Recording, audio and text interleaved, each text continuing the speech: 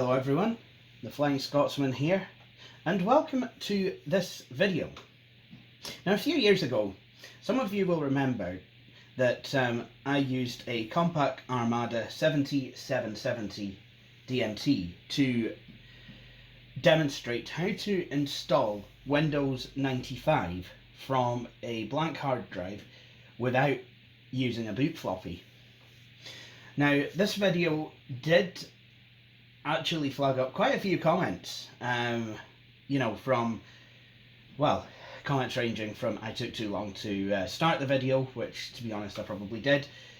Someone actually counted how many minutes it was till we actually got the machine switched on, to people saying that they tried my instructions and it had not actually worked for them. Well, I thought I would try and redress that by re-recording the video. So, the question you might have is, why is this even relevant? Well, it isn't. Let's be honest. It's 2020. Nobody's installing Windows 95. But for those who are, why is it relevant? Well,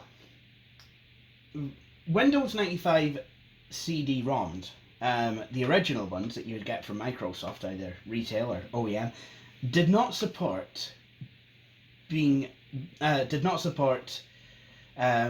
bootable. You could not boot from them. So you had to then bootstrap your computer using a boot floppy,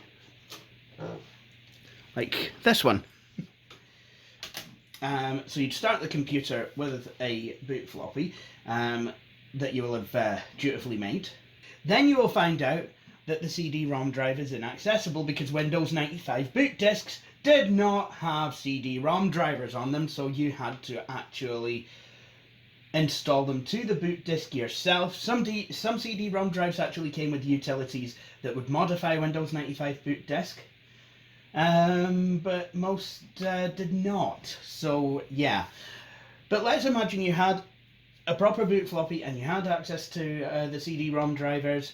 Then yeah, you'd bootstrap your computer using the floppy disk and then you could go on and install Windows 95 from the CD-ROM. Not a problem. However, laptop computers of the time, while some were tri-spindle in that they had a hard disk CD-ROM drive and a floppy drive, all in the chassis, so you could use all of them at the same time, quite a lot of them did not, especially the business machines from Dell, Toshiba, Compaq, and not all of these machines had adapters that would enable you to plug your floppy drive in as an outboard device. Dell's would let you plug in a floppy drive using a parallel port cable, and later Compaqs did as well, but machines like this one did not, and I've tried with a Compaq parallel port cable to boot this from a floppy disk.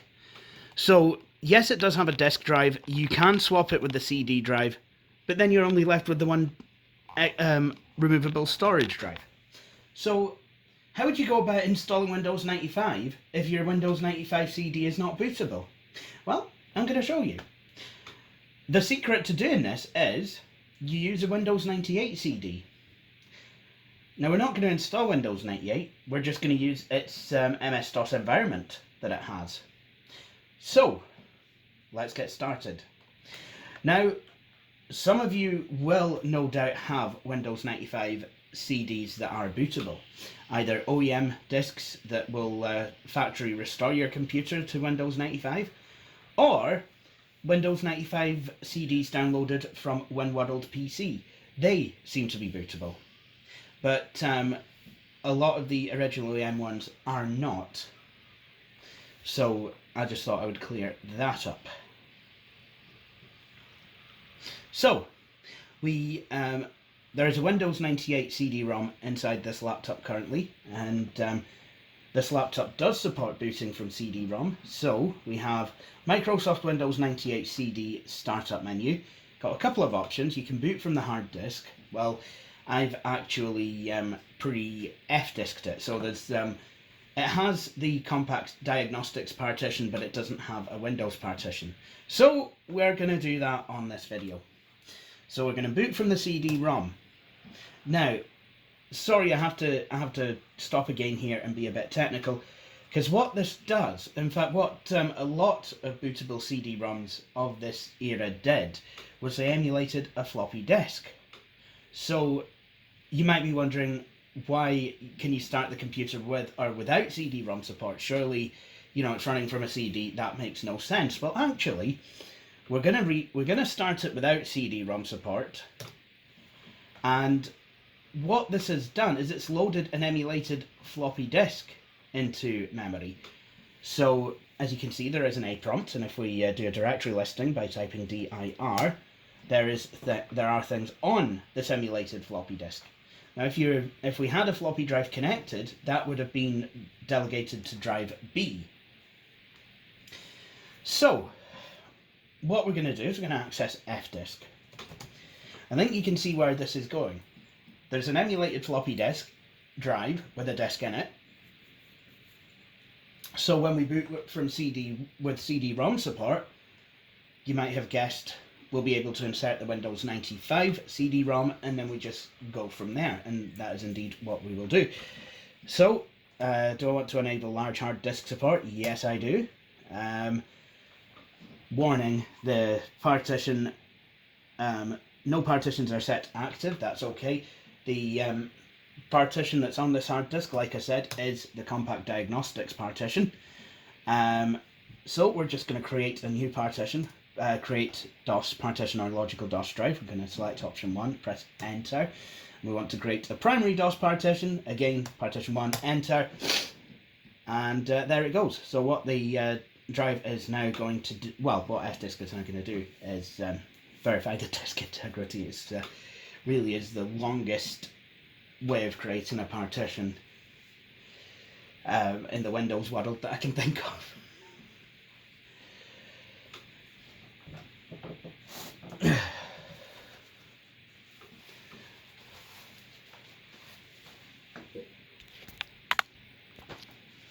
So now I have another question. Do you wish to use the maximum available size for a primary DOS partition and make the partition active? Y/N. Yes, I do want to make this partition active. So Y has been typed in preemptively by the program, so that's good.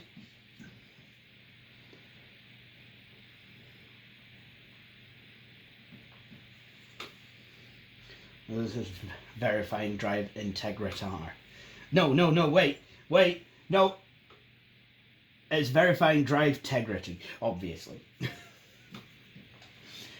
Damn, I have the right South Park meme there staring me in the face, and I messed it up. Right. So now it's telling me that I must restart my system for my changes to take effect. Any drives that you have created or changed must be formatted after you restart. Shut down Windows before restarting. Press escape to exit fdisk. Well, there is no Windows.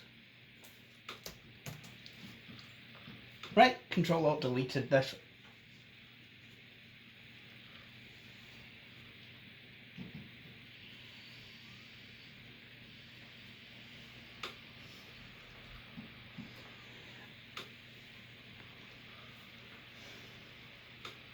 So now we are going to boot the computer with CD-ROM support. Now on a regular Windows 9X boot disk, the format command would be on the A drive, but on this it actually isn't. That did confuse me for a while. So we'll keep with the Windows 98 disk just for the time being. Now to get to the format command, we need to navigate to the CD-ROM and then go to, and then CD to the Win98 directory. Why did they put it there? Why is it not on the emulated floppy disk? So, what I'm going to do is format C : and then /S. So we're going to make the drive bootable. Warning, all data on non-removable disk drive C will be lost. Proceed with format, yes. So obviously, because I've just made the partition, it's going to do a full format. So this is going to take a while. So make yourself a cup of tea and you know, just wait for it to finish and listen to the Ned outside. Yeah, thanks for that. Brilliant. You know, just because his bike or car's in the video doesn't mean that he's going to get monetized. That's yeah. But YouTube people, his very presence in the vicinity of this recording means that this video is not suitable for kids. And that's my excuse, and I'm sticking to it. How do I know that this video is not suitable for kids? Well, it fucking isn't, okay? There we go. Now, I'm just going to go and jump cut, and we'll be back at the other end of the format. Right, that's a hard disk formatted, so we give it a name.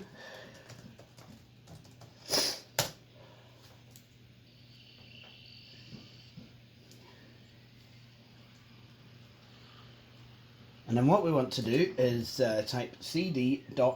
and go back to the root directory, because what we want to do now is we want to swap the CDs over. So we want to remain booted up,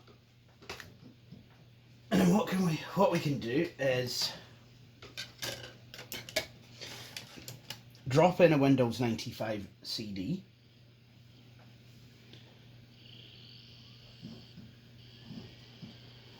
Now, because of these phantom floppy disk drives and what have you, Windows 95 really isn't used to this kind of environment, so to speak.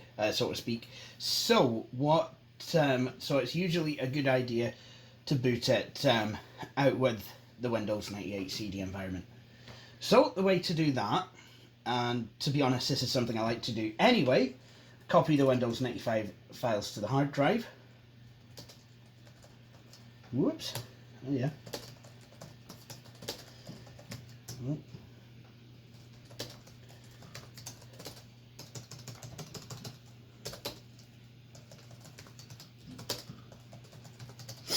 So I've used the MD command to make a directory, and then CD into it, make another directory, CD into it, make a third directory, and CD into that. So now we should have a directory C:\\Windows /options /cabs. And that's where, oh, it would be an idea if I actually created that directory. And what we want to do is copy all the install files in there. So copy d:/195 /**, because now we're copying from the Windows 95 CD, so the directory with all the files in it is Win95.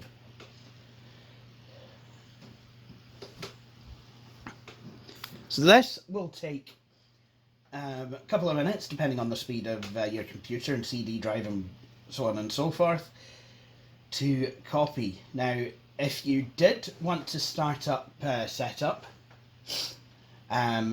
from the Windows 95 CD, you could do that.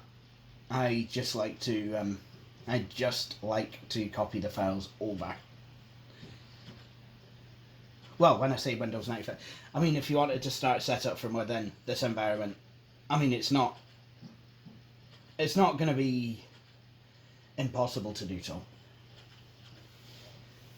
I just like to start from a freshly booted DOS prompt.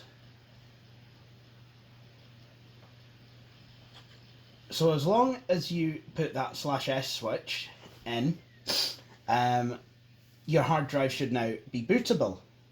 So we can eject the Windows 95 CD-ROM, and we should be able to Now, reboot the computer and it should boot.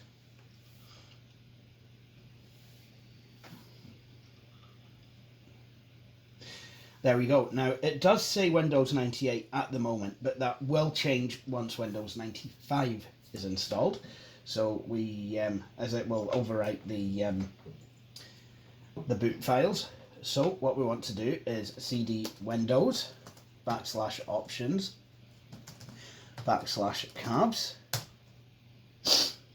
and just if you're using a UK keyboard, then the / key might have rerouted itself to the I believe the hash key, so that would be right of the semicolon. So, is it? Can't remember. Yeah, the actually it's 2 keys to the right of the semicolon key and just to the left of the enter key on a UK keyboard. That might have become the / key because in this environment it defaults to the US keyboard. So we go to setup by typing setup, then we've got scan disk. Now there's no high memory driver installed, so Windows 95 scan disk will come up with this kind of an option. Scan disk is unable to check a drive because there is no extended memory driver installed on your computer. Just click OK, then it will say that setup could not run scan disk. You should quit setup and run scandisk.exe/all from setup disk 1 or the Windows CD 195 directory, then run setup again. That's okay. We can just hit escape and then that will just go ahead and run Windows 95 setup anyway. So now we can just go ahead and install Windows 95 as normal.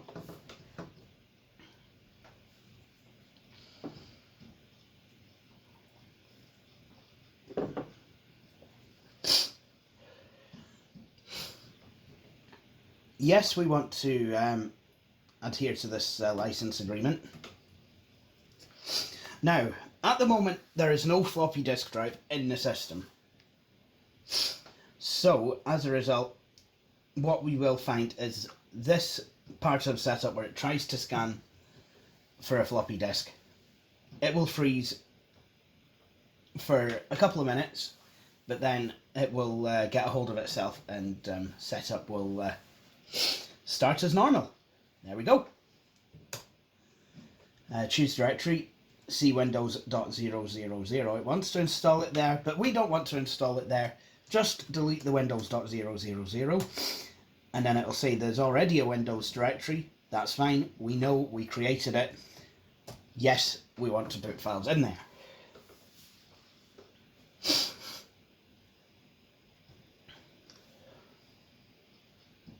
Right, okay, now we want to go for custom Windows 95 installer, at least I do. You could go for a typical if you wanted.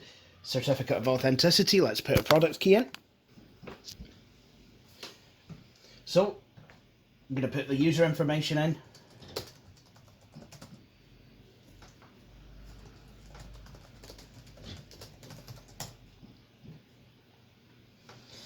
Analyzing your computer. Now this has an ESS sound card, so I don't want to let it specifically find a sound card, but I do want to let it specifically find a CD-ROM drive. We do have a network card, we will sort that out later.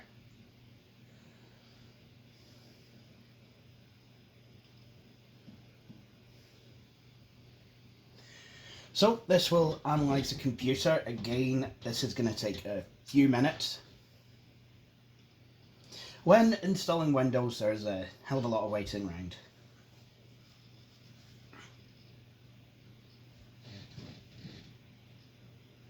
And yes, sometimes it did take longer to install Windows back in the day than it does now on your shiny new SSD computer with Windows 10.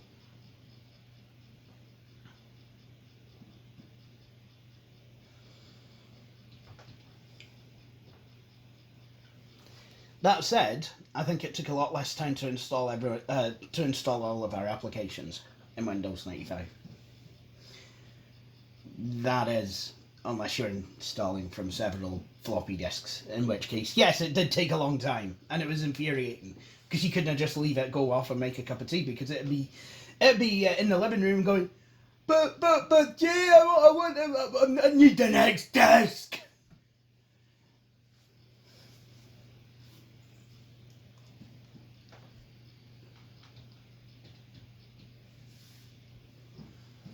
Right. Let's choose what to install. I'm just going to go for the good old-fashioned everything, because I've got lots of hard disk space. You might not. So, yeah. You just choose what you want to install and what you can leave behind. Next one is the network options. I'm going to delete Client for Novell Networks. Don't need that. And I'm going to add TCP IP, but that's all I'm going to do. Remember, folks, Windows 95 did not actually come with TCP IP installed by default like 98 does. So it is there, and it is on the disk, and it is installable. It is just not installed by default. Okay, we're done with the network options. So next, well, no, actually, no, we're not done, are we? Because now we need to name the computer. Work group, computer description, you can leave that blank. So this has found the hardware. This is how it thinks it wants to set up Windows 95. So it reckons it's found an S3 display adapter, and indeed that is correct, it is S3. However, it's probably not going to actually have the correct driver.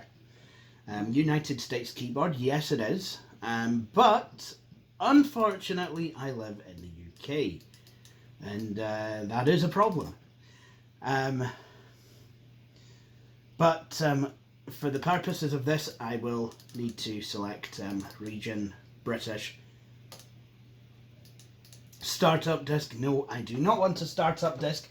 There is no floppy drive connected at present. How do you propose to go about making one?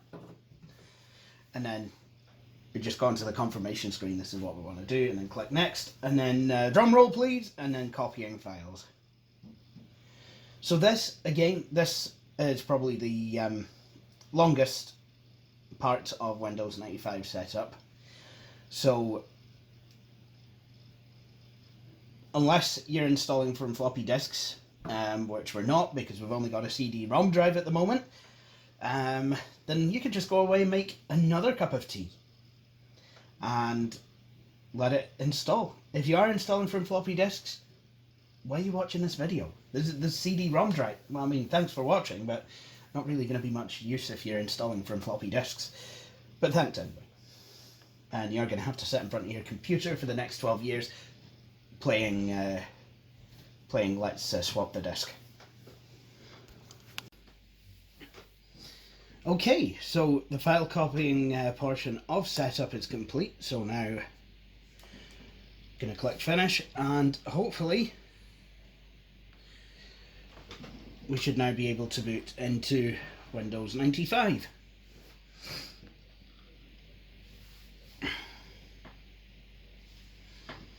I mean, not that this computer is going to make a big song and dance about starting Windows 95 for the first time. Oh wait. No, I'm wrong. It did.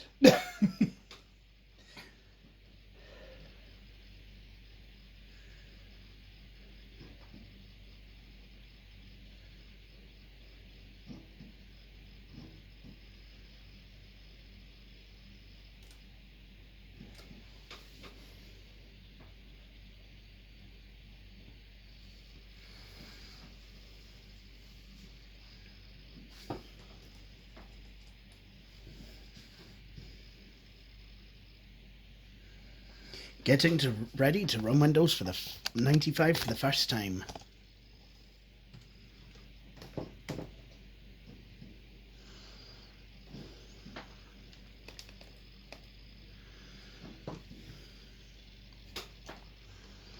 There we go.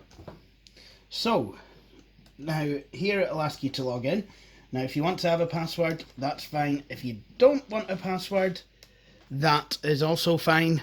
Just, you know, do what you personally want, and that's fine. I'm not going to bother with a password.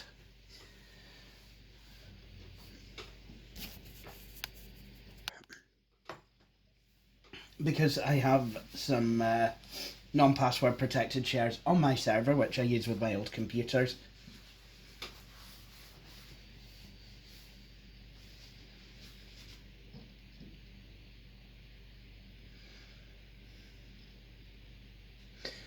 Right, this is a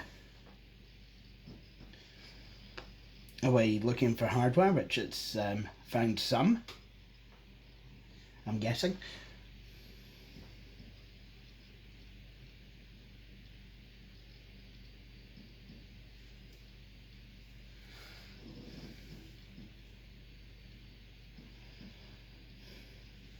Now again, Windows is going to do something here, which is, there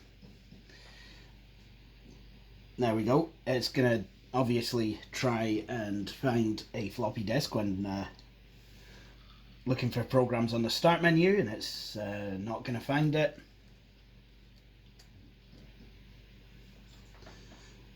Or maybe not.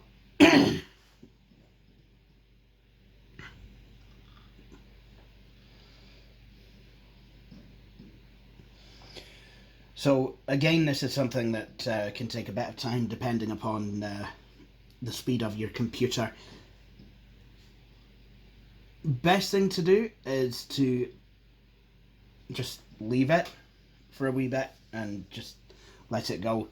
That is going to be the best option for to keep your computer happy.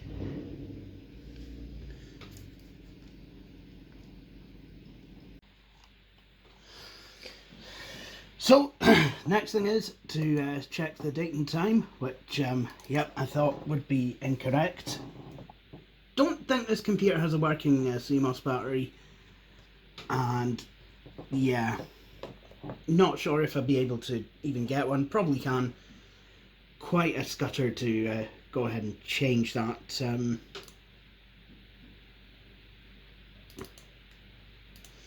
It's the 26th of January. And yeah,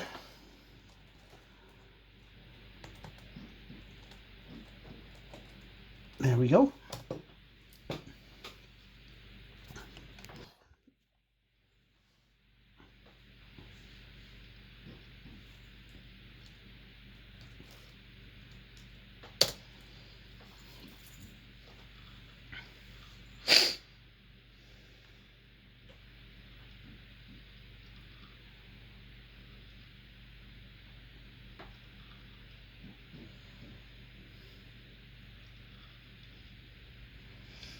So now we're starting Windows 95 proper for the first time.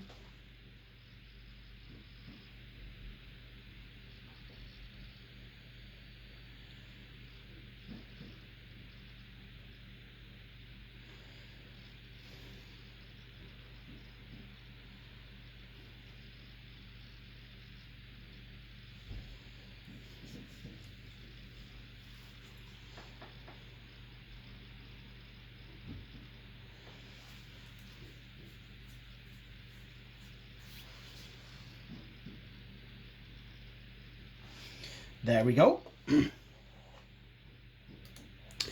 And we are in business. We have full desktop and everything, but as I thought, it's been set back to standard PCI VGA adapter. Even though the desktop colors made it look like a driver had previously been installed and enabled. So now I have the Compaq Armada 7000 support CD, so I am going to pop that in. Now there is something that I am going to install which doesn't actually seem to be on the CD, well, it doesn't seem to be made available to me on the CD's autoplay menu. So what I'm going to do is I'm just going to go into my computer, go into, oh, hang on, nope, need to enable the hidden files.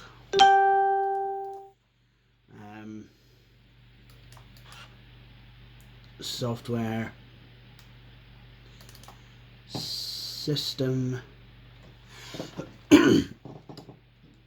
What I am looking for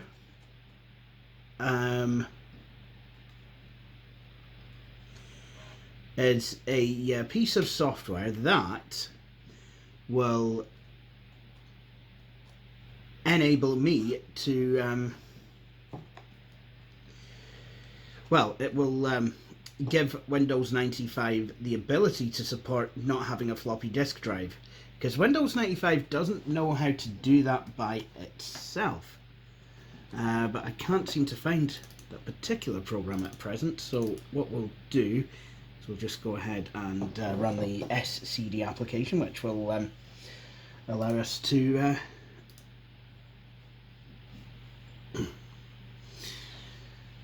set everything up. So there's all the drivers, and we can either set them up, write them to a floppy disk, or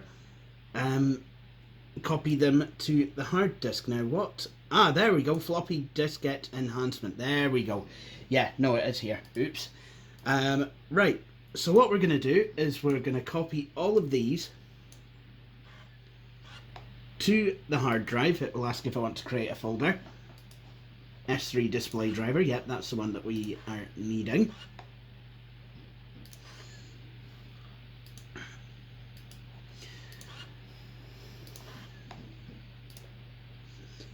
Microsoft Card Services.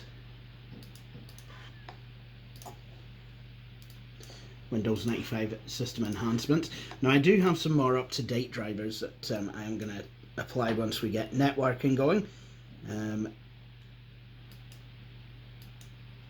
USB supplemental diskette, nope. Programmable keys utility. Yes, we have programmable keys, so we want this utility.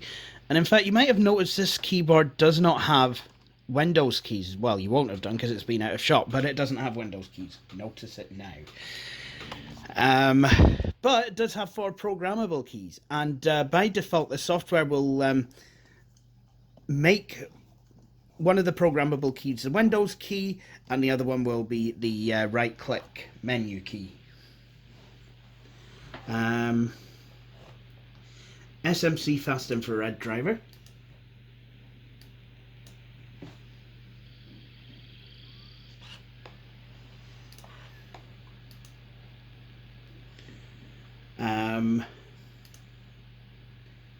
Windows 95 display and refresh utility, rail mode support. I'll get the later version of that.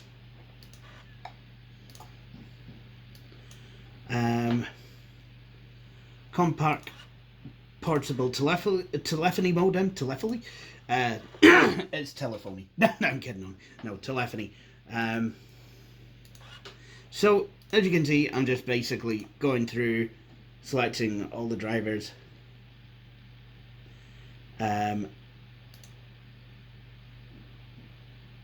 Integrated Netflix 3. Netflix. Flea. I do have a compact Netelligent Ethernet adapter actually.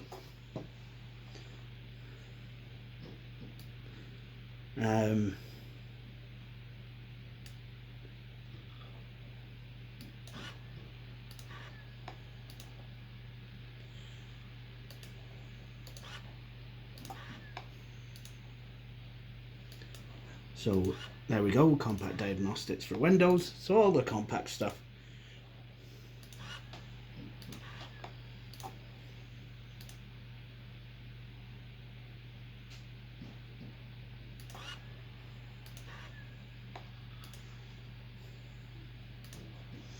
Online options gallery for 7700 series. Yes, let's install. Can install this from the CD-ROM.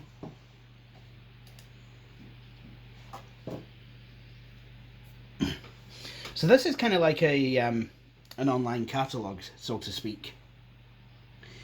And a lot of computer manufacturers had this. I believe, can't remember if it was Brandon Bishop or V Westlife that took a look at one of these on a Toshiba laptop, or even UXW Bill. It's been such a long time since I saw that video. I think it was on a 110 CS. So yeah, I mean that's a thing that exists. So that's there and it's installed, but 16 color display, it's not going to look very pretty. User's guide for Compaq. Again, we can install from the CD-ROM.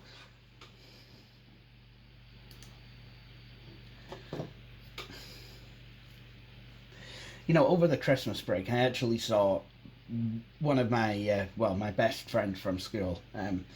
It was really quite good to sit and it was really quite good to sit in a Pakistani restaurant and just kind of put the world to rights and reminisce over old times.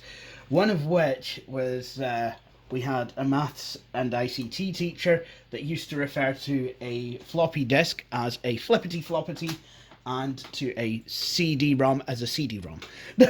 And I seem to have picked that back up. That's not good.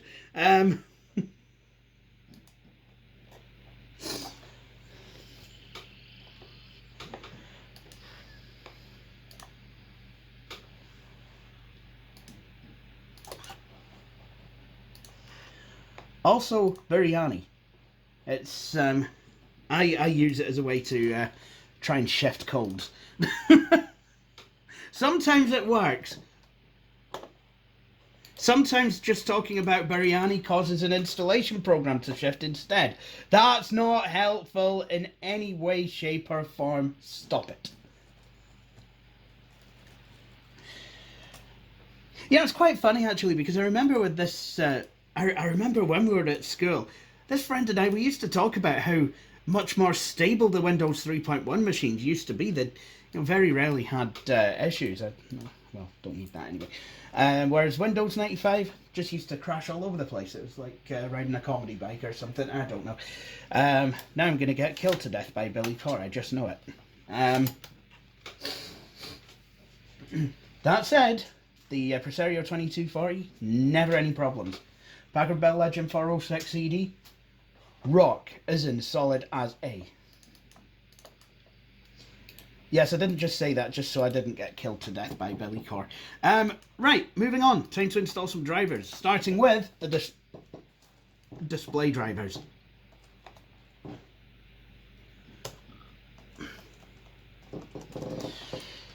So the display drivers, these are the sort that you have to install manually.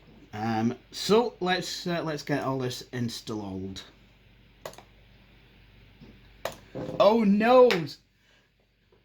I have told it to access a floppy disk, and now it's going to take ages. The next thing to install will be the Compaq floppy disk enhancement. Hang me. Why? There we go. So there's a tilde Compaq directory, and it's hidden, so that people probably don't delete the drivers or something. But still. There we go. One S3 Trio driver installed, adapter default. Yep, of course that made the world of difference. I think this, yeah, it is. It's a 800 by 600 display, 16-bit color. And there we go. Windows is now restarting.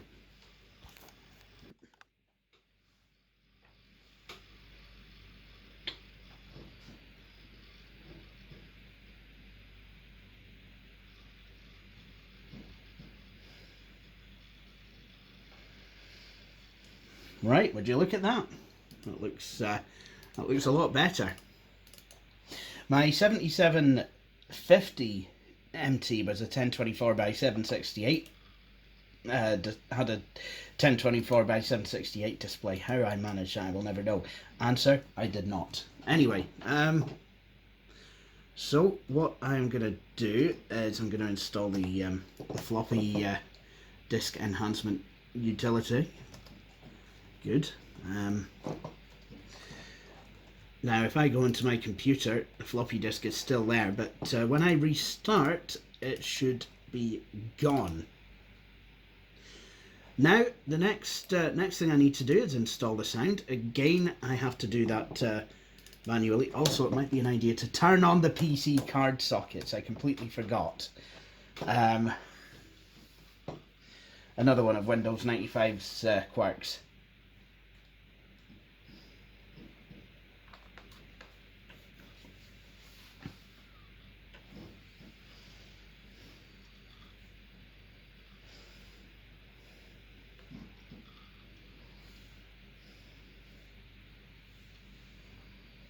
Now just talk amongst yourself.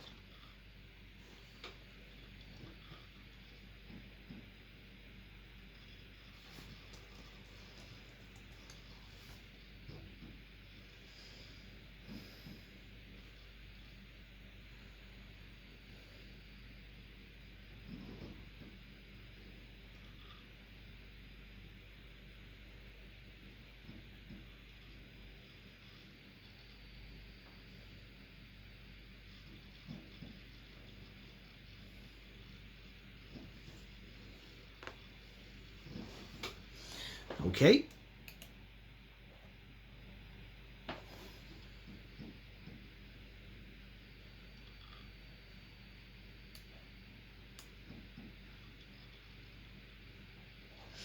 And there you go, the floppy drive is away because there is not one installed.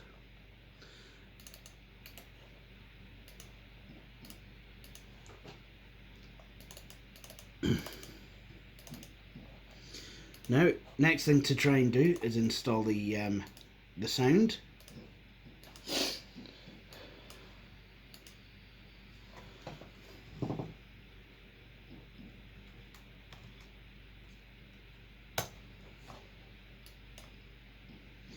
ESS 1878 control interface. And then again, I need to tell it where all the files are.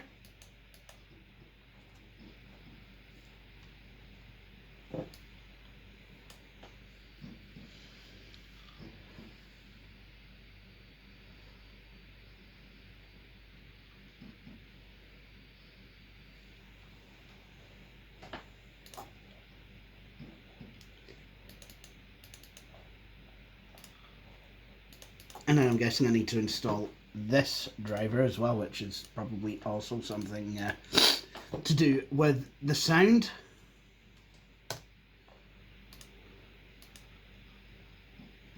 There we go.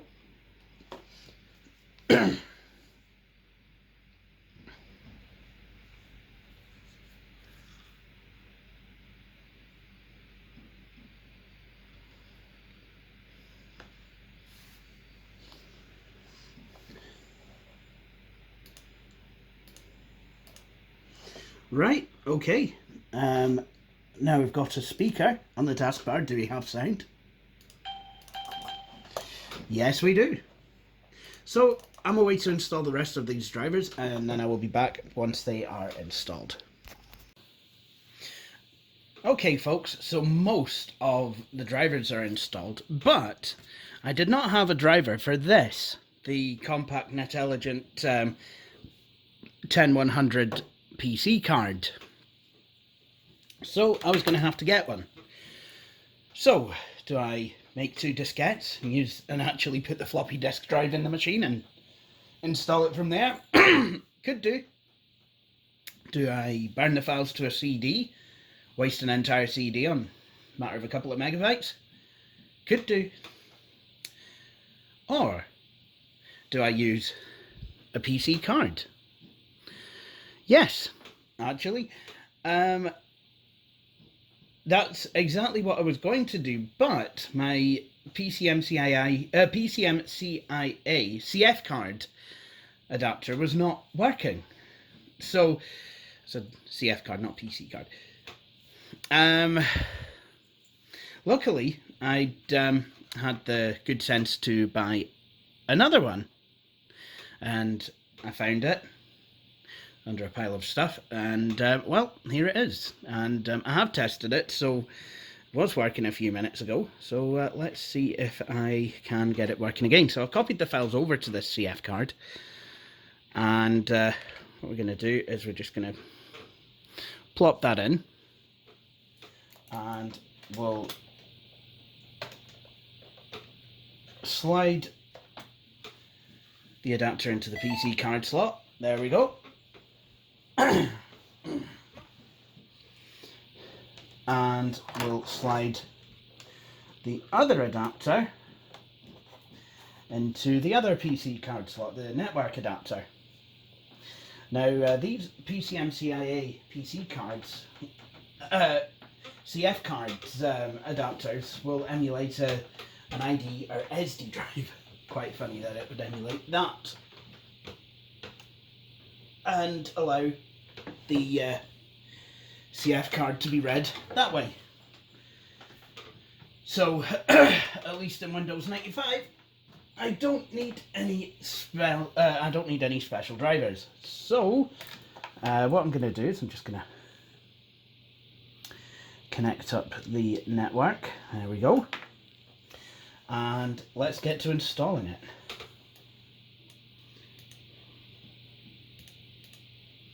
So there we have our compact and intelligent 10100 PC card, and what we're going to do is we're going to go to drivers, and then we're just going to navigate to, I can already see a slight issue actually, because it'll probably ask to copy the files. And yeah, it's there's hundreds of compact directories in here, so I'm just going to copy this over to the hard drive.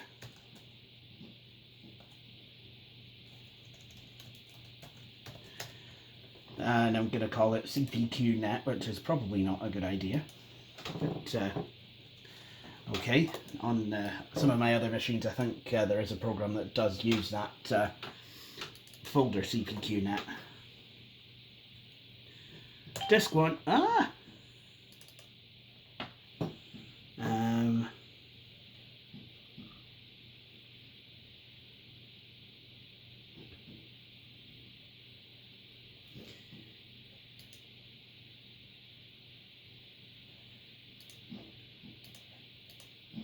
There we go.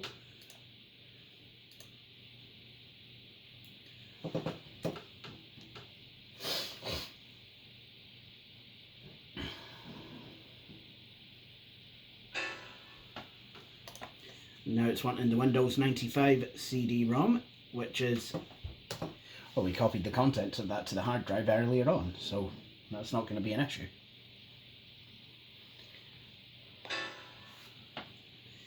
Yeah, okay.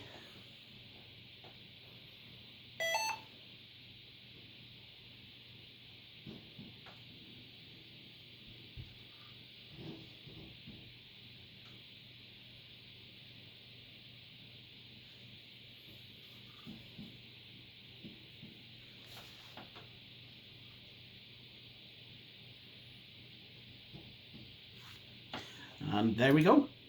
We have the network card all nice and installed. So I don't know if it will be available right away. Oh, turns out it is. That's it's very nice of it.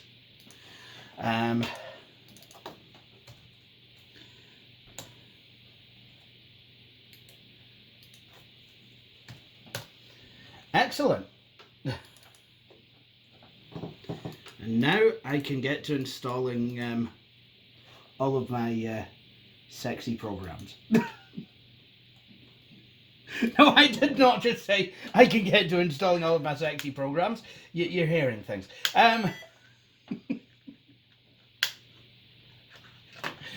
Right, okay. So, there we have it. So, I'm just going to go ahead and install all of my programs, and then that will be that now, Mrs. That. I can hear my server churning away. And because this is, I believe anyway, a 233 megahertz Pentium, I will be able to install Internet Explorer 4 with active desktop without too much of a performance hit. So that's what, we'll go do that. That's what we're going to do. So we're going to go to Internet, Win32, and we're going to go IE for 01, IE for setup,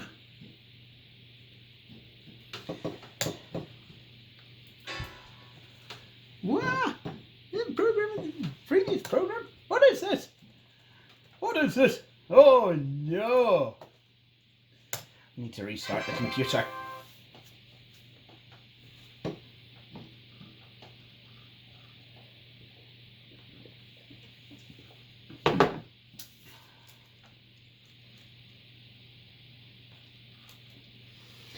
I don't think this is recyclable.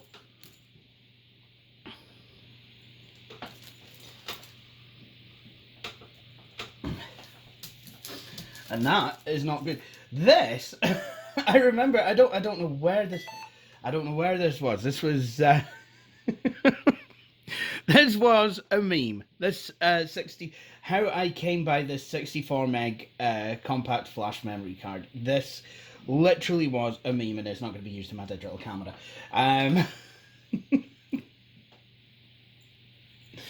Yeah. Thanks, Paramount Galaxy, for the 64 meg CF card that you sent me about 7 or 8 years ago. This channel been going for 8 years this July. Oh, mechty me. And then Blue Planet 64 was going for about 5 years before then.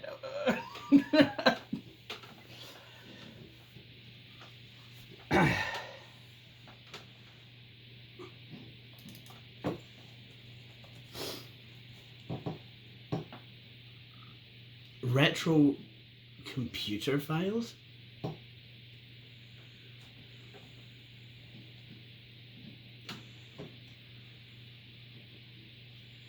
What is this? Retro computer files?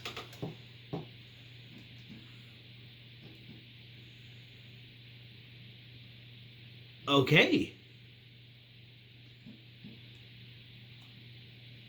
Why is there 3D Mark quality tests in a folder that I didn't know existed up until just now?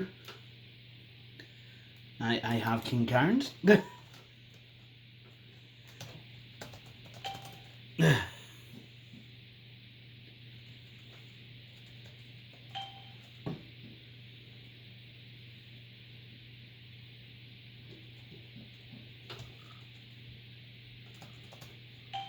Oh, right.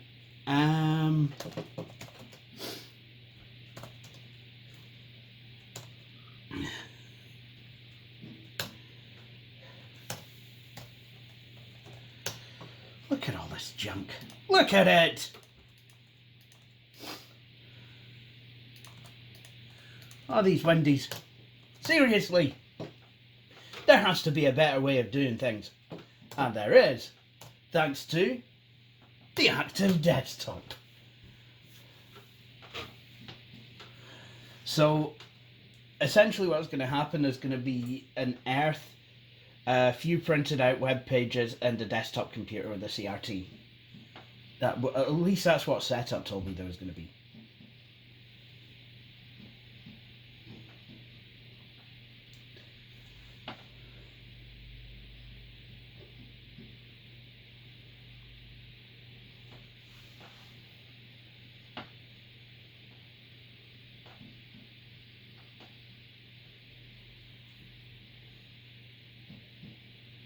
Kind of like this icon with the spinning earth as Internet Explorer is installing.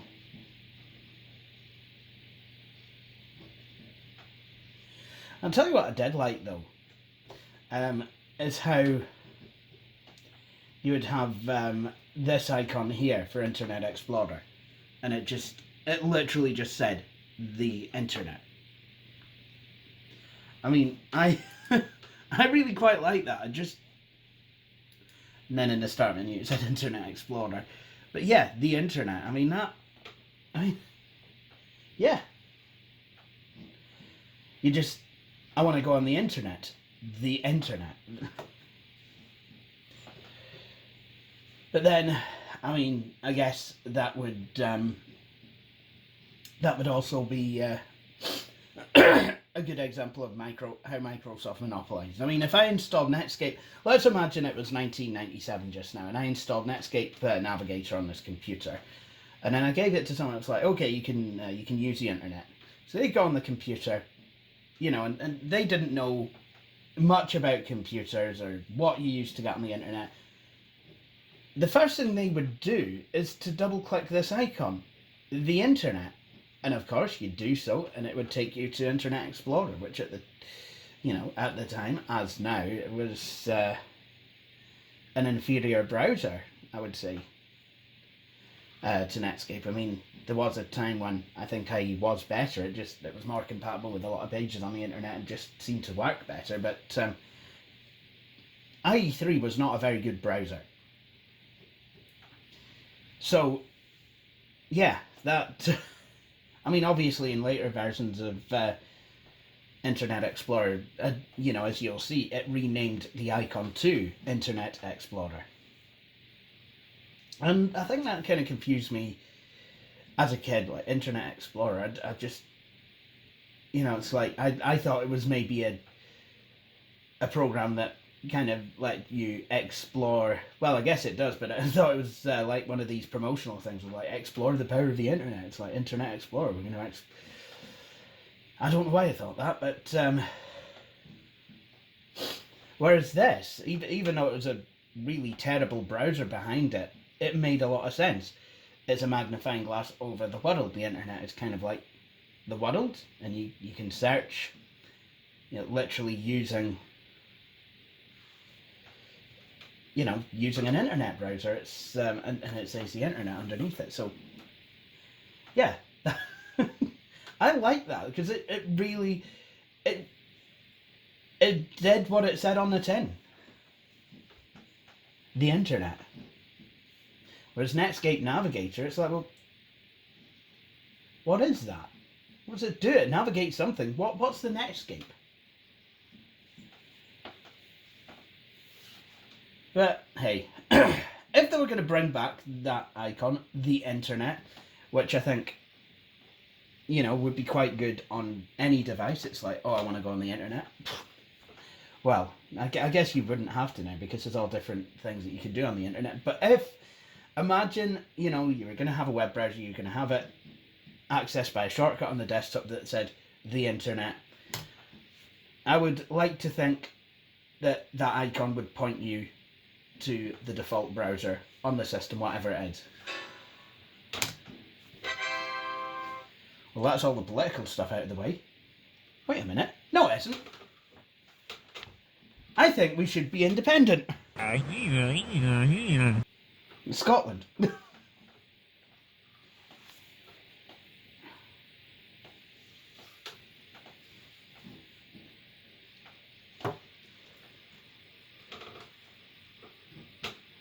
Come on.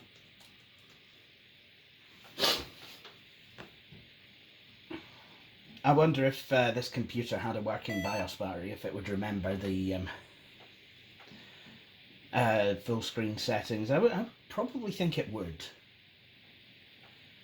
Microsoft Windows 95, Microsoft Internet Explorer. I love that as well.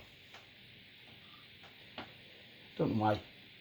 Like Windows 95B and later, Windows 95 splash screen had Microsoft Internet Explorer underneath it.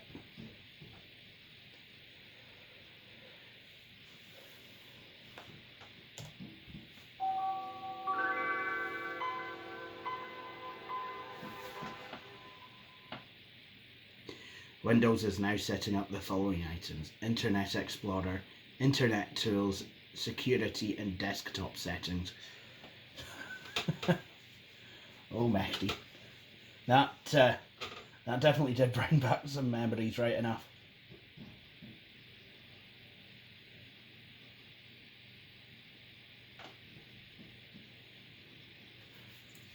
Now, I don't actually ever use the active desktop.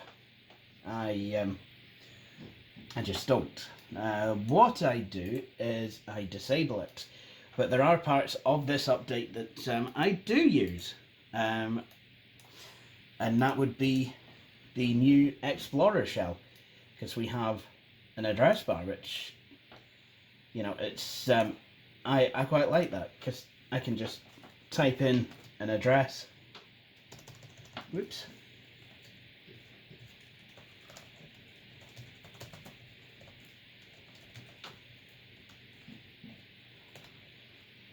And there we go.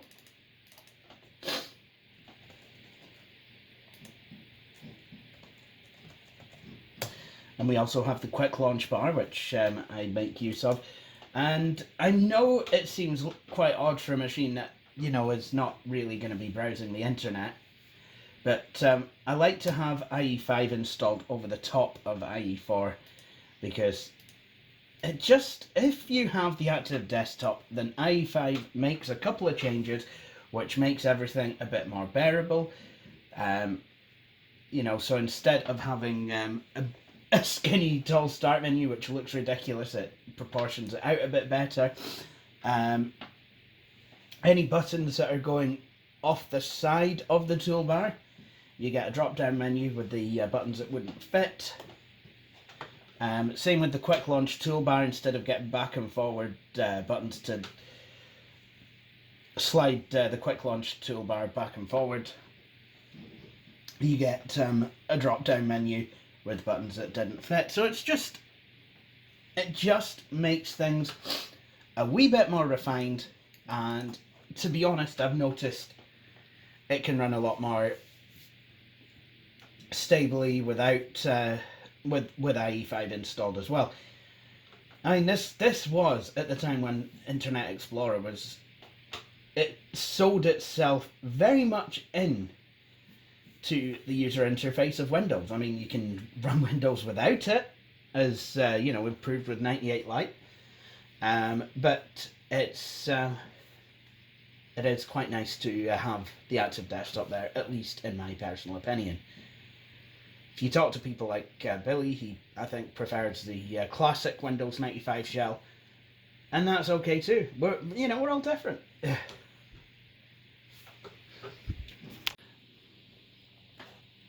So here's this machine in more of a setup state.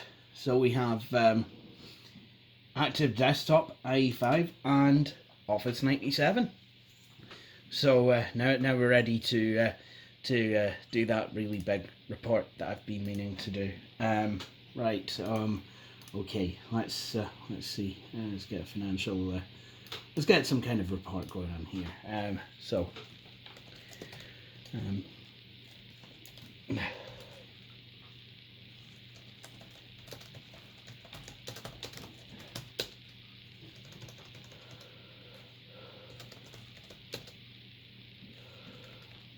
What is this doing?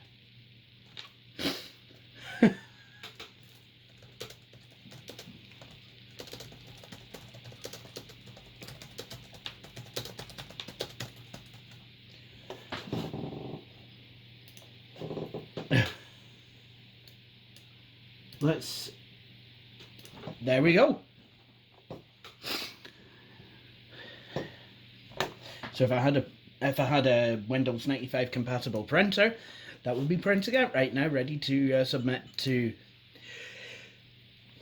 I don't know, but it doesn't make it any less true. And with that, I think I'm going to end this video here. So I'd like to thank you all for watching, and I hope this has allayed any questions you may have. And please join me for my next one. Cheery bye.